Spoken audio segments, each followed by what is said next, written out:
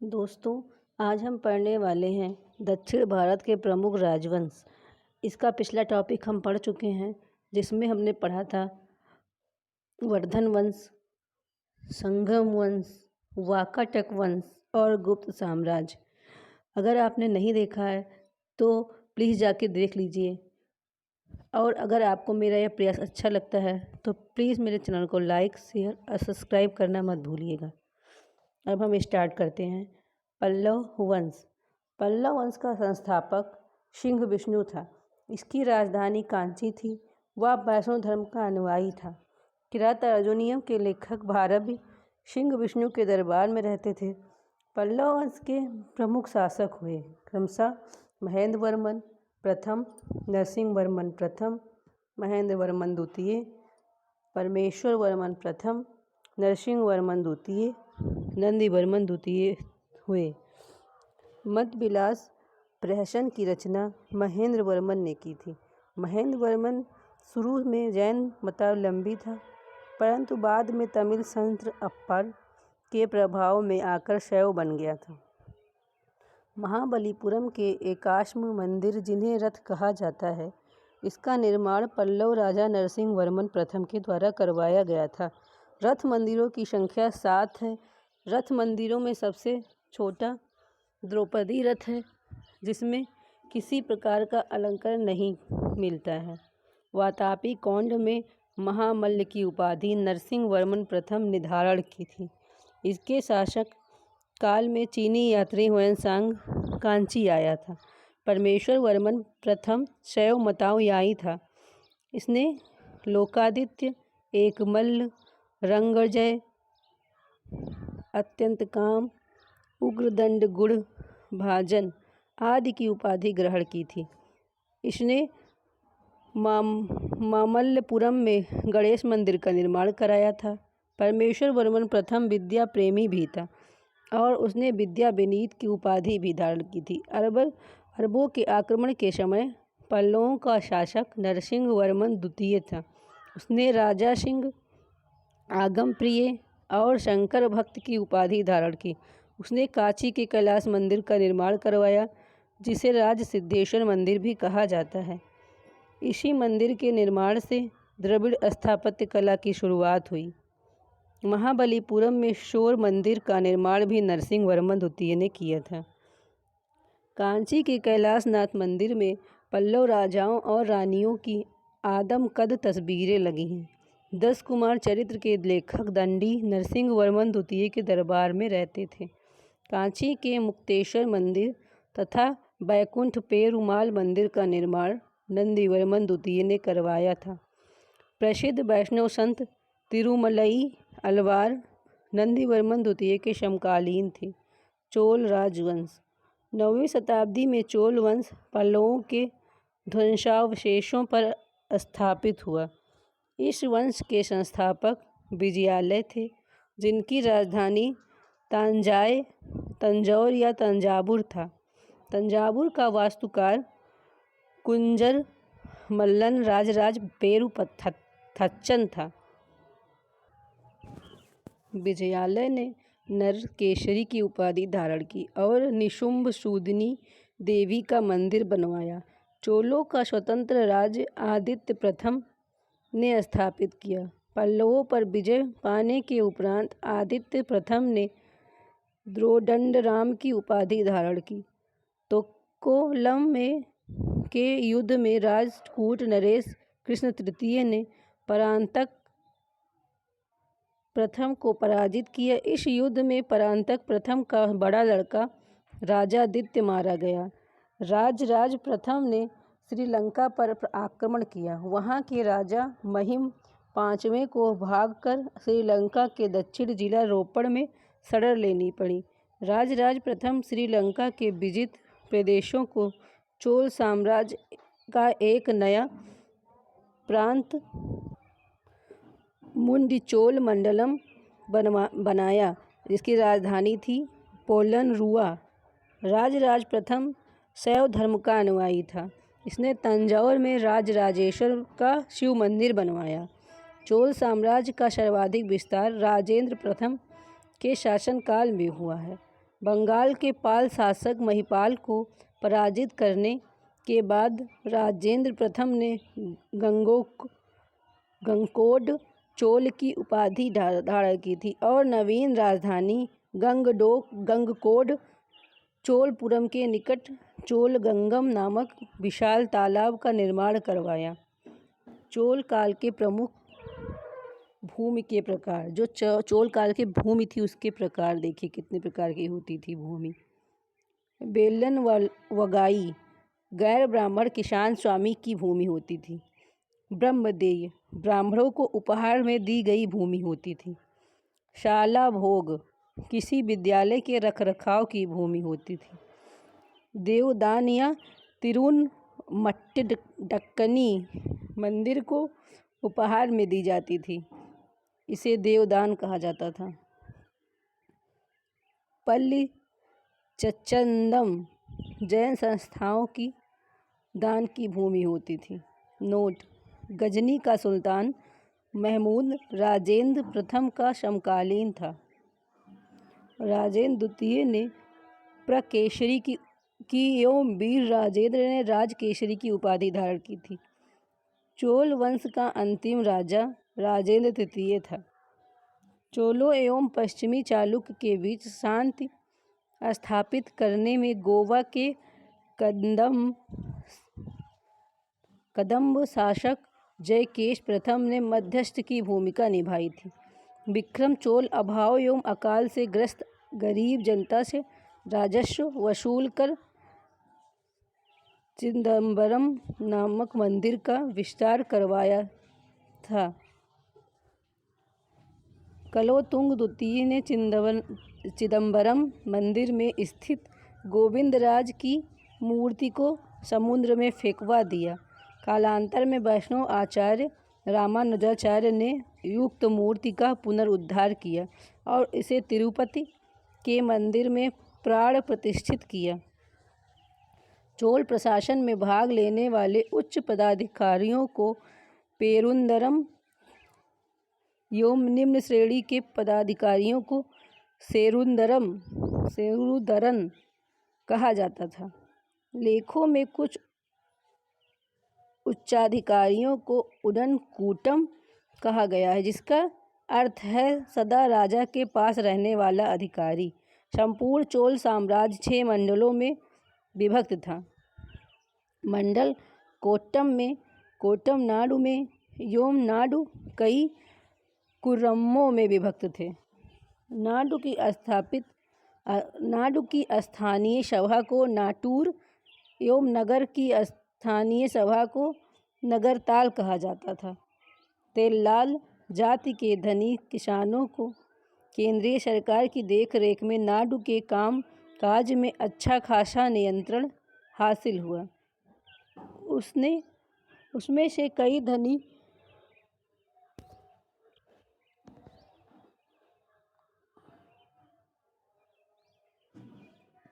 भूस्वामियों को चोल राजाओं के सम्मान के रूप में मुवेदवेलम अरैयार जैसी उपाधियां दी। उन्हें केंद्र में महत्वपूर्ण राजकीय पद सौंपे। 3 राजाओं को अपनी सेनाएं प्रदान करने वाला वेतन या किसान होता था। स्थानीय स्वशासन चोल प्रशासन की मुख्य विशेषता थी। उन सर्वसाधारण लोगों की समिति थी जिसका कार्य होता था सार्वजनिक कल्याण के लिए तालाबों एवं बगीचों के निर्माण हेतु गांव की भूमि का अधिग्रहण करना। सभा या महासभा, यह मूलतः अग्रहारों और ब्राह्मण बस्तियों की सभा थी, जिसके सदस्यों को पेरुमक्कल कहा जाता था। यह सभा वारियम नाम की समितियों के द्वारा अपने कार्य को संचालित करती थी। सभा की बैठक गांव में मंदिर के निकट वृक्ष के नीचे या तालाब के किनारे होती थी। व्यापारियों की सभा को नगरम कहते थे। चोल काल में भूमि कर उपज को 1/3 भाग हुआ करता था। गांव में कार्य समिति की सदस्यता के लिए जो वेतन भोगी कर्मचारी रखे जाते थे उन्हें मध्यस्थ कहते थे। उत्तर मेरूर अभिलेख के अनुसार सभा की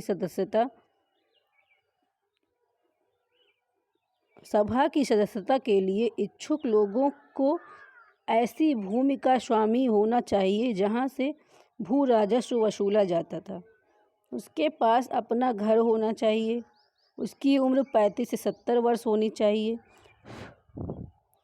उन्हें वेदों का ज्ञान होना चाहिए और उन्हें प्रशासनिक मामलों की अच्छी जानकारी होनी चाहिए और ईमानदार भी होना चाहिए था।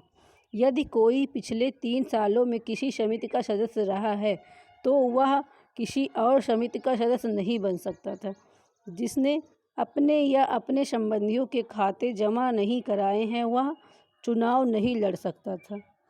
ब्राह्मणों को दी गई कर मुक्ति भूमि, चतुर्वेदी, मंगलम एवं दान दी गई भूमि ब्रह्मदेय कहलाती थी। चोल सेना का सबसे संगठित अंग था पदाति सेना। चोल काल में कनलज्जु सोने के सिक्के थे। तमिल कवियों में जैन गोंदर प्रसिद्ध कवि था जो कुलुतुंग प्रथम का राज कवि था। उसकी रचना थी कलिंग तुपर्णी, कंबन, ओटकुट्टन और पुगलेंदी को तमिल साहित्य का और पंग, पोन एवं रन्न कन्नड़ साहित्य का त्रिरत्न कहा जाता था। पर्सी ब्राउन ने तंजौर के बृहदेश्वर मंदिर के विमान को भारतीय वास्तुकला का निकष माना है। चोलकालीन नटराज प्रतिमा को चोल कला का सांस्कृतिक सार या निचोड़ कहा जाता है। चोल कांस्य प्रतिमाएं संसार की सबसे उत्कृष्ट कांस्य प्रतिमाओं में गिनी जाती हैं। शैव संत ईशान शिव पंडित राजेंद्र प्रथम के गुरु थे। चोल काल 10वीं सदी का सबसे महत्वपूर्ण बंदरगाह कावेरीपट्टनम था। बहुत बड़ा गांव जो एक इकाई के रूप में शामिल या शासित किया जाता था उसे तनियर कहा जाता था। उत्तर मेरूर शिलालेख जो सभा संस्था का विस्तृत वर्णन उपस्थित करता है परांतक प्रथम के शासनकाल से संबंधित है। चोलों की राजधानी कालक्रम के अनुसार थी उरैयूर, तंजौर, गंगकोंड, चोलपुरम एवं कांची। चोल काल में सड़कों की देखभाल बगाल समिति करती थी। चोल काल में आम वस्तुओं के आदान प्रदान का आधार धान था। चोल काल के विशाल व्यापारी समूह निम्न थे: वलंजियार, नानादैसी एवं मणिग्रामम। विष्णु के उपासक अलवार व शिव के उपासक नयनार संत कहलाते थे। राष्ट्रकूट राजवंश। राष्ट्रकूट राजवंश का संस्थापक दंतेदुर्ग था। इसकी शुरुआत में वे कर्नाटक के चालुक्य राजाओं के अधीन थे। इनकी राजधानी मणिकिर या मान्यखेत थी। वर्तमान में मालखेड़ सोलापुर के निकट है। राष्ट्रकूट वंश के प्रमुख शासक थे कृष्ण प्रथम, ध्रुव, गोविंद तृतीय, अमोघवर्ष, कृष्ण द्वितीय, इंद्र तृतीय एवं कृष्ण तृतीय थे। एलोरा के प्रसिद्ध कैलाश मंदिर का निर्माण कृष्ण प्रथम ने करवाया था। यह एलोरा का कैलाश मंदिर जो है वो पत्थरों को काट कर बनवाया गया है।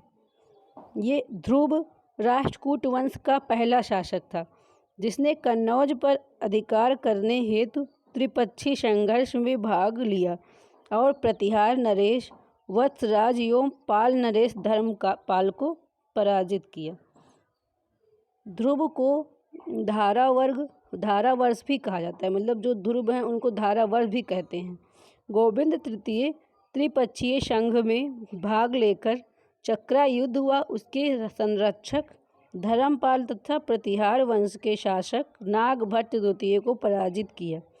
पल्लव, पांड्य, केरल व गंग शासकों के संघ को गोविंद तृतीय ने नष्ट किया। अमोघ वर्ष जैन धर्म का अनुयायी था।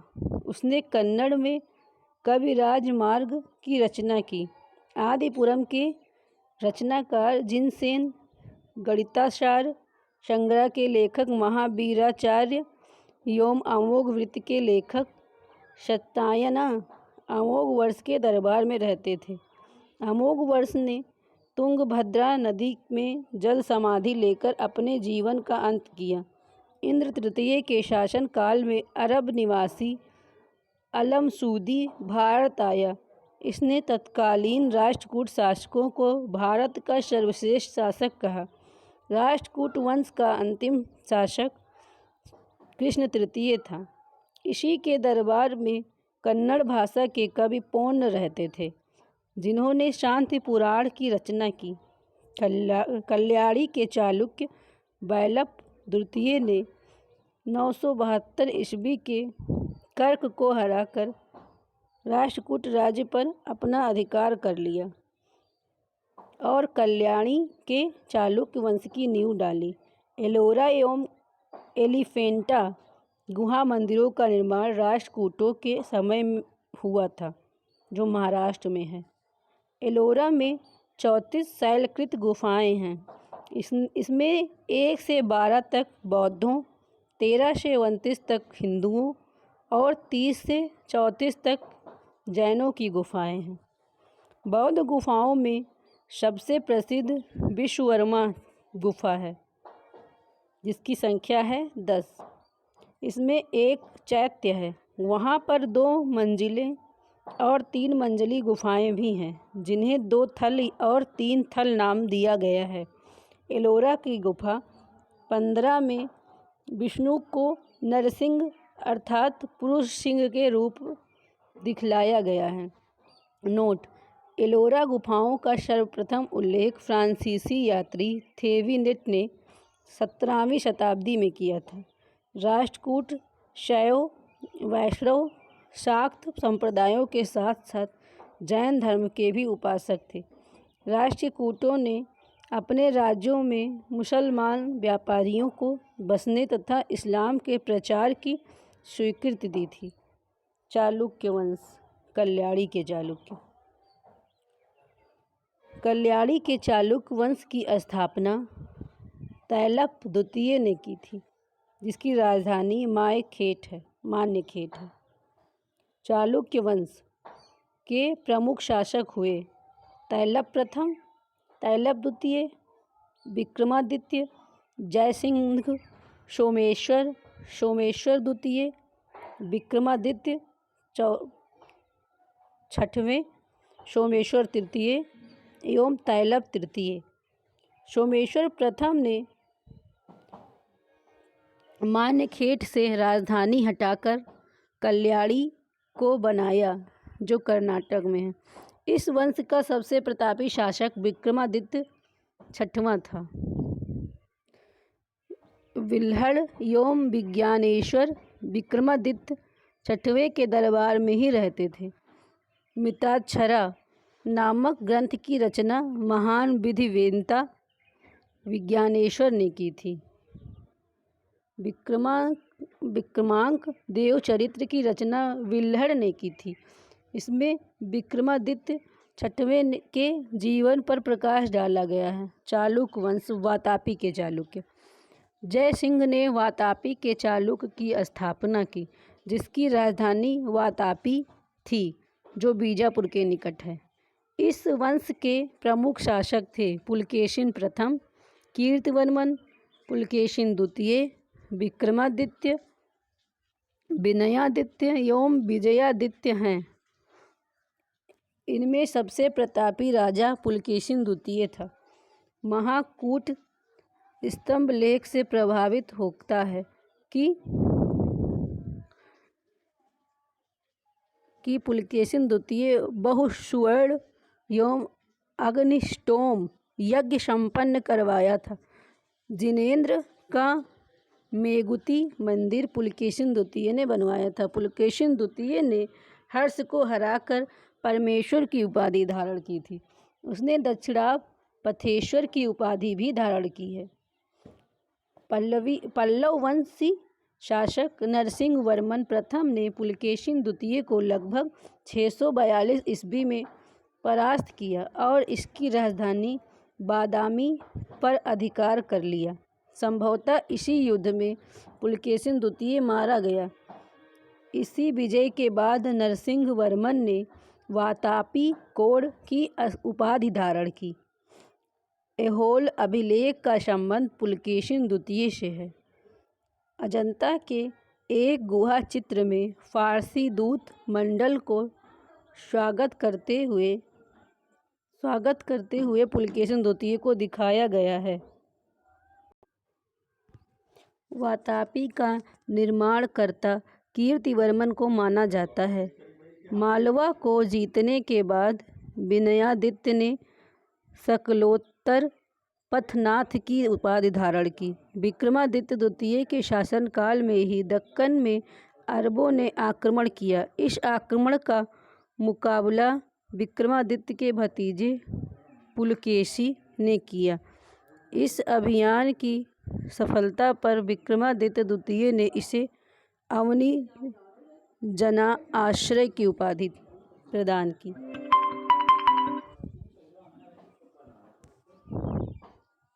विक्रमादित्य द्वितीय की प्रथम पत्नी लोक महादेवी ने पट्टदकल में विरूपाक्ष महादेव मंदिर तथा उसकी दूसरी पत्नी त्रैलोक्य देवी ने त्रैलोकेश्वर मंदिर का निर्माण करवाया।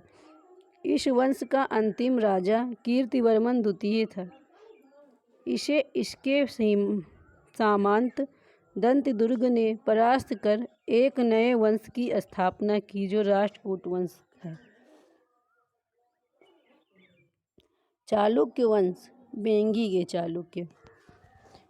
के चालुक्य वंश का संस्थापक विष्णुवर्धन था।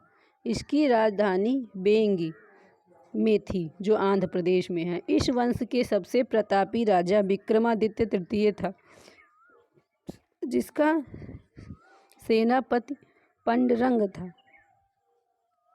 यादव वंश।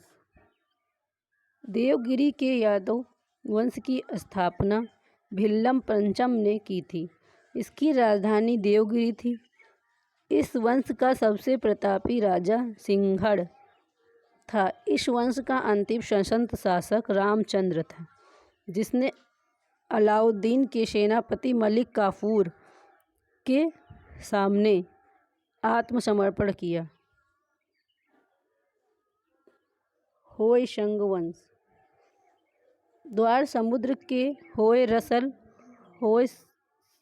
वंश की स्थापना विष्णुवर्धन ने की थी। होयसल वंश यादव वंश की एक शाखा थी। बेलूर में चेन्ना केशव मंदिर का निर्माण विष्णुवर्धन ने 1117 में किया था। होयसल वंश का अंतिम शासक वीर बल्लाल तृतीय था, जिसे मलिक काफूर ने हराया था। होयसल वंश की राजधानी द्वार समुद्र था। आधुनिक हलेबीड में है। कदंब वंश। कदंब वंश की स्थापना मयूर शर्मन ने की थी। कदंब वंश की राजधानी वनवासी था। गंग वंश। गंग वंश का संस्थापक वज्रहस्त पंचम था। अभिलेखों के अनुसार गंग वंश के प्रथम शासक कोंकणी वर्मा था।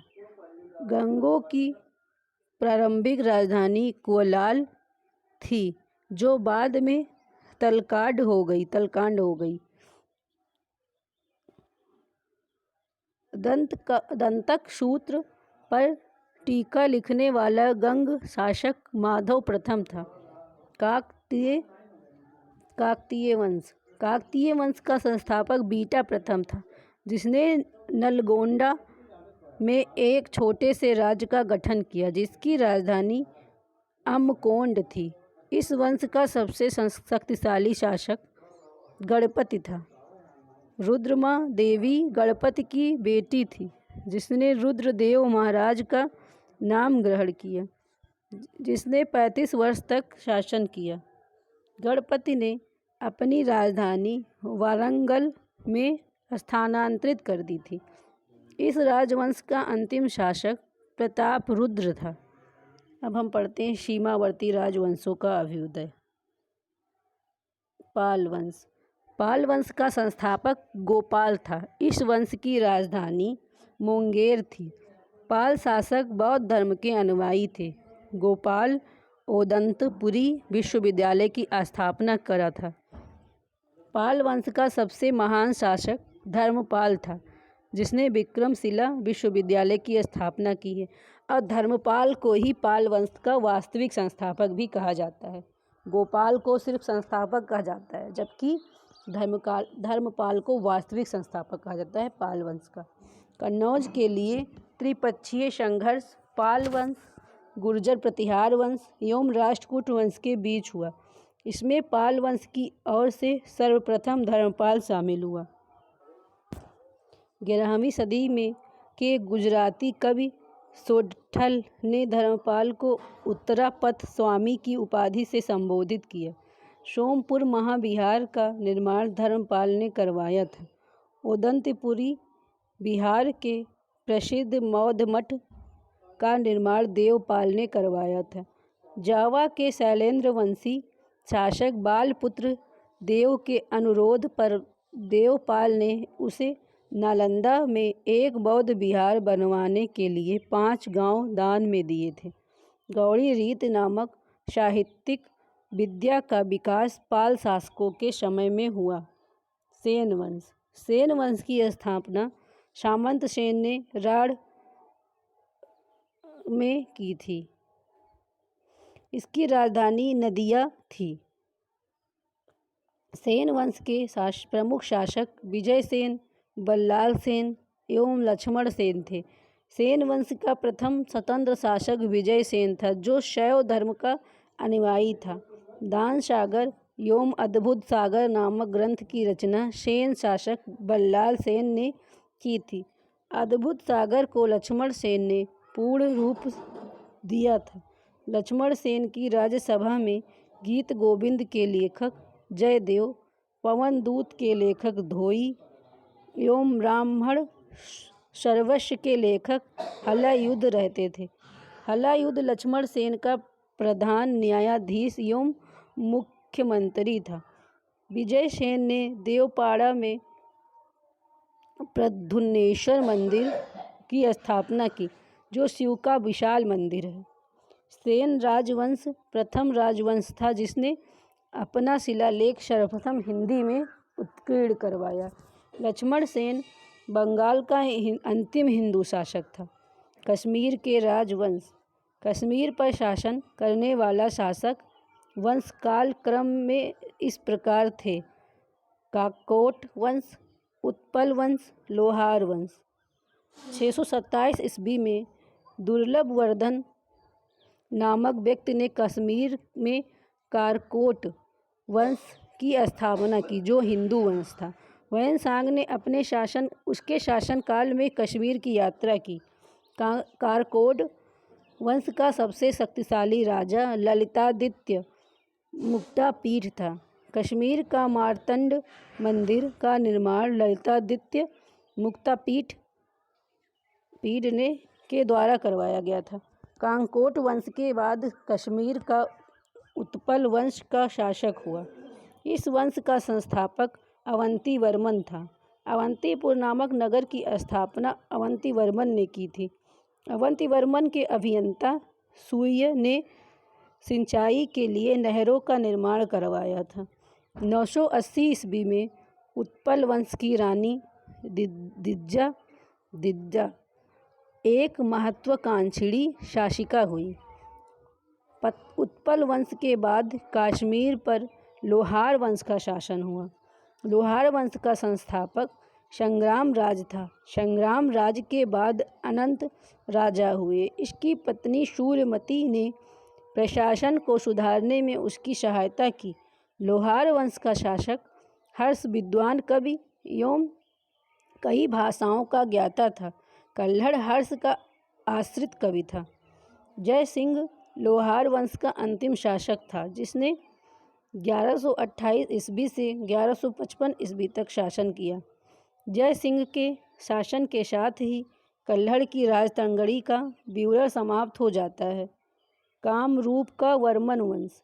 4वीं शताब्दी के मध्य कामरूप में वर्मन वंश का उदय हुआ। इस वंश की प्रतिष्ठा का संस्थापक पुष्यवर्मन था, जिसकी राजधानी प्रागज्योतिष नामक स्थान पर थी। कालांतर में कामरूप पाल साम्राज्य का एक अंग बन गया। राजपूत राजवंशों की उत्पत्ति। गुर्जर प्रतिहार वंश। मालवा का शासक नागभट्ट प्रथम गुर्जर प्रतिहार वंश का संस्थापक था। नागभट्ट द्वितीय को राष्ट्रकूट सम्राट गोविंद तृतीय ने हराया था। प्रतिहार वंश का सर्वाधिक शक्तिशाली एवं प्रतापी राजा मिहिर भोज था। मिहिर भोज ने अपनी राजधानी कन्नौज में बनाई थी। वह विष्णु भक्त था। उसने विष्णु के सम्मान में आदिवराह की उपाधि ग्रहण की। राजराजेश्वर प्रतिहार शासक महेंद्र पाल के दरबार में रहते थे।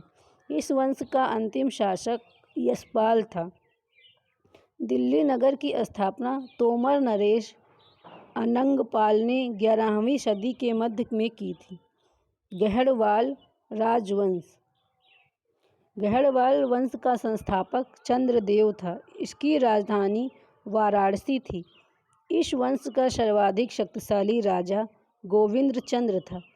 इसका मंत्री लक्ष्मीधर शास्त्रों का प्रकांड पंडित था, जिसने कृत्यकल्प पत्र नामक ग्रंथ लिखा था। गोविंद चंद्र की एक रानी कुमार देवी ने सारनाथ में धर्मचक्र जिन विहार बनवाई। पृथ्वीराज तृतीय ने स्वयंवर से जयचंद्र की पुत्री संयोगिता का अपहरण कर लिया था। इस वंश का अंतिम शासक जयचंद्र था, जिसे गौरी ने 1194 ईस्वी में चंदावर में मार डाला। चहमान और या चौहान वंश। चौहान वंश का संस्थापक वासुदेव था। इस वंश की प्रारंभिक राजधानी अहिच्छत्र थी। बाद में अजयराज द्वितीय ने अजमेर नगर की स्थापना की और उसे अपनी राजधानी बनाया। इस वंश का सबसे शक्तिशाली शासक अड़ोराज के पुत्र विग्रहराज चतुर्थ विशलदेव हुआ, जिसने हरकेली नामक संस्कृत नाटक की रचना की। सोमदेव विग्रहराज चौथे के राजकवि थे। इन्होंने ललित विग्रहराज नामक नाटक लिखा।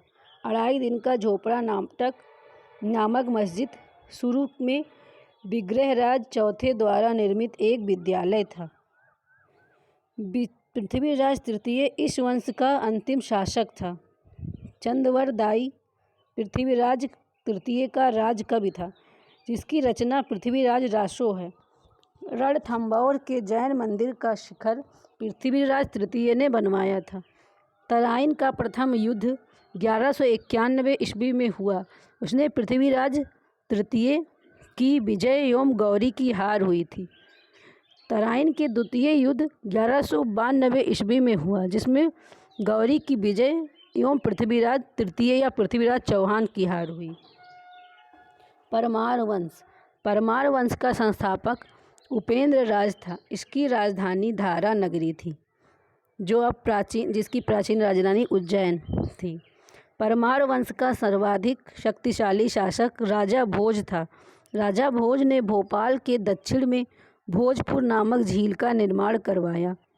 नैषधीय चरितम के लेखक श्रीहर्ष एवं प्रबंध चिंतामणि के लेखक मेरुतुंग थे।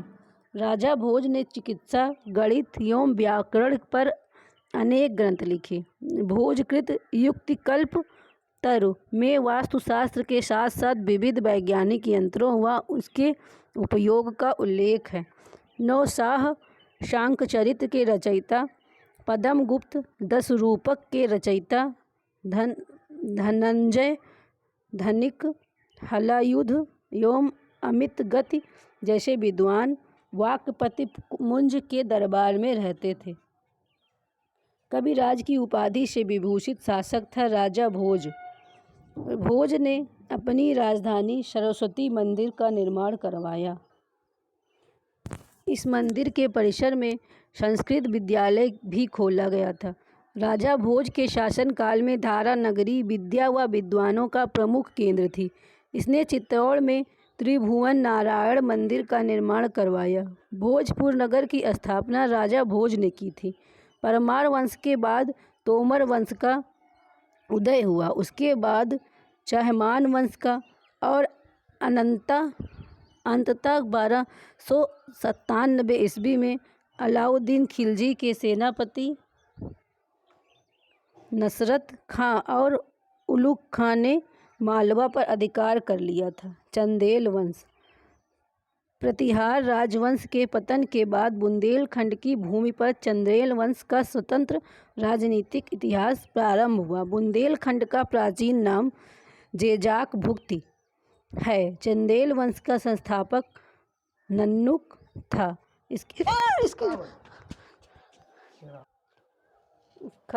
राजधानी खजुराहो थी। प्रारंभ में इसकी राजधानी कालिंजर थी जो महोबा में है। राजा धंग ने अपनी राजधानी कालिंजर से खजुराहो में स्थानांतरित की थी। चंदेल वंश का प्रथम स्वतंत्र एवं सबसे प्रतापी राजा यशोवर्मन था।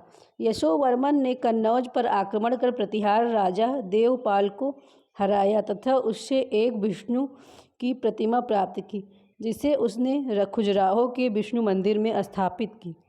धंग ने जिननाथ, विश्वनाथ एवं वैद्यनाथ मंदिरों का निर्माण करवाया। कंदईरा महादेव मंदिर का निर्माण धंग देव द्वारा 999 ईस्वी में किया गया। धंग ने गंगा यमुना के संगम में शिव की आराधना करते हुए अपने शरीर का त्याग किया। चंदेल राज शासक विद्याधर ने कन्नौज के प्रतिहार शासक राज्यपाल की हत्या कर दी, क्योंकि उसने महमूद के आक्रमण का सामना किए बिना ही आत्मसमर्पण कर दिया था। विद्याधर ही अकेला ऐसा भारतीय नरेश था जिसने महमूद गजनवी की महत्वाकांक्षाओं का सफलतापूर्वक प्रतिरोध किया।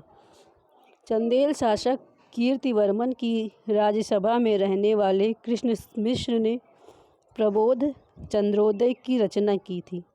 इन्होंने महोबा के समीप कीर्तिसागर नामक जलाशय का निर्माण किया। आल्हा उदय नामक 2 सेना नायक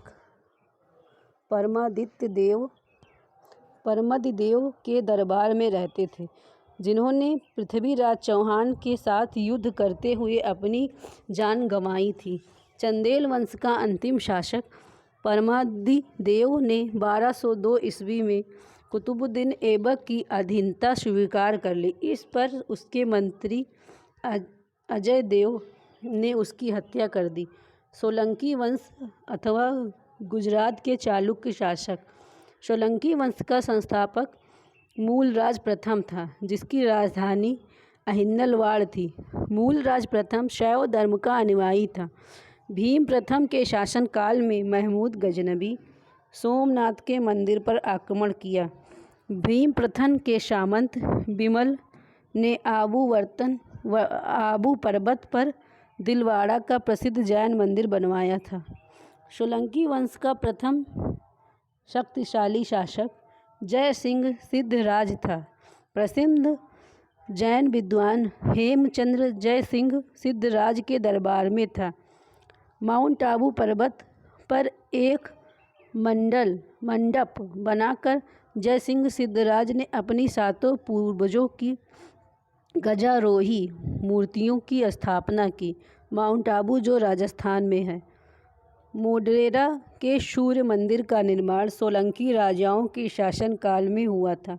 सिद्धपुर में रुद्र महाकाल के मंदिर का निर्माण जय सिंह सिद्धराज ने किया था। सोलंकी शासक कुमारपाल जैन मतानुयायी था। यह जैन धर्म के अंतिम राजकीय प्रवर्तक के रूप में प्रसिद्ध है। सोलंकी वंश का अंतिम शासक भीम द्वितीय था, भीम द्वितीय के एक सामंत लवण प्रसाद ने गुजरात में बघेल वंश की स्थापना की थी। बघेल वंश का कर्ण द्वितीय गुजरात का अंतिम हिंदू शासक था। इसने अलाउद्दीन खिलजी की सेनाओं का मुकाबला किया।